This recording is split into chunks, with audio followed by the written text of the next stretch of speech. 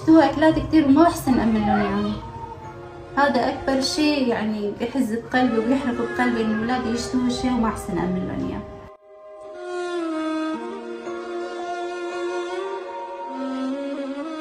مربية ل7 أيتام، أكبر ولد عمره 14 سنة وأصغر ولد عمره 4 سنين. يعني إذا ما حسنت أعمل لهم مصروف المدرسة وهيك ما رح أحسن أحط أولادي بالمدرسة خالص.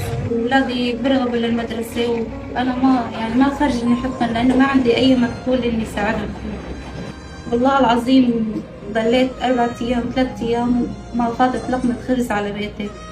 استنيت ابني الصغير عمره 9 سنين بيشتغل بالحجر وبالبلوك وبالبلاط، بيشتغل بالأسبوع 200 ليرة، لحتى أجيب لي 200 ليرة لحتى أحسن فوت أكل لأولادي واشتري خبز واشتري طبخة لأولادي.